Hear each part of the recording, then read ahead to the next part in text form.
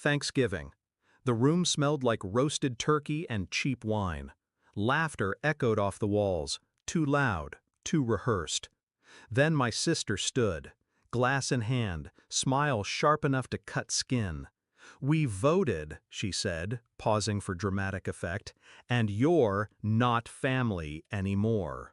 Applause. Actual applause. My mother clapped the hardest. I didn't flinch, didn't ask why. I just let the weight of her words hang there until the room quieted.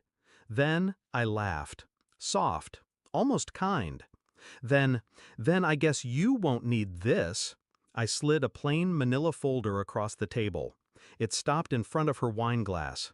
She frowned, opened it. The moment her eyes hit the first page, her breath caught. By the second page, her hands started to shake. By the third, she was screaming. I didn't always hate her.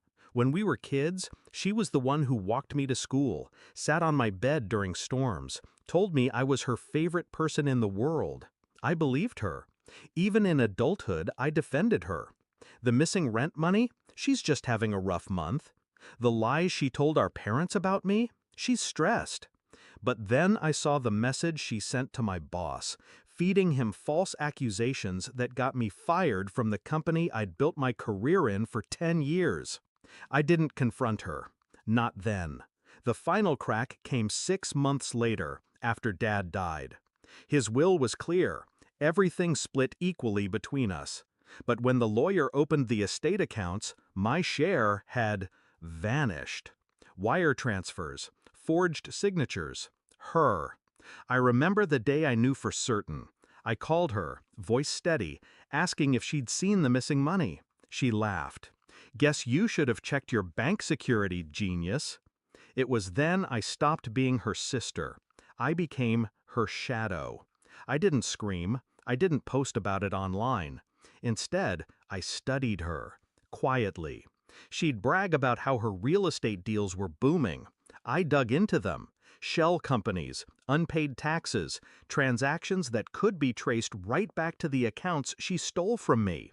I hired a forensic accountant, paid him in cash. I made copies of everything.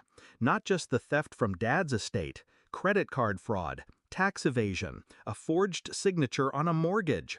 The kind of crimes that didn't just ruin reputations, they ended lives. She thought she'd buried her tracks deep. She didn't know I'd been watching for years. 2 weeks before Thanksgiving, I sent anonymous tips to the State Revenue Department and the IRS. They needed time to work, so I bided mine. Thanksgiving was perfect. The whole family together, her audience. She liked to humiliate me in front of them. She didn't know I'd chosen that day for a reason.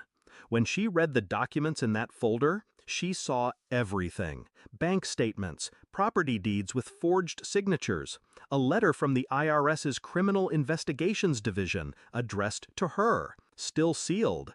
I'd intercepted it from her mailbox. Her voice cracked. What is this?" I leaned back in my chair, still holding my wine. "Evidence," I said, "enough to make sure you'll be spending the next decade somewhere with metal bars." She stood, knocking over her chair. "This is fake! It's already in the hands of people who don't care if you think it's fake." My tone didn't rise. I didn't need it to. My mother looked between us, panic in her eyes. "What is going on?" "You voted me out of the family," I said, "so this isn't your problem anymore." The beauty of revenge isn't the moment they scream. It's the moment they realize it's too late. That folder wasn't even the real weapon. The real weapon was the timing. As she stood there, shaking, her phone buzzed. Over and over. I knew who it was, her assistant, telling her that state agents had just arrived at her office with boxes and warrants. I finished my wine, pushed my chair back, and stood. "Happy Thanksgiving," I said, walking toward the door. She called after me. My name, begging now, but I didn't turn. 2 months later, she was indicted on 6 counts of fraud and tax evasion. The family didn't invite me to Christmas that year, or the year after. I didn't mind. I'd rather eat alone than break bread with people who cheer while they cut you out. Funny thing is, they still blame me for destroying her. But the truth? I didn't destroy her. She just finally met someone who knew how to take her game and end it.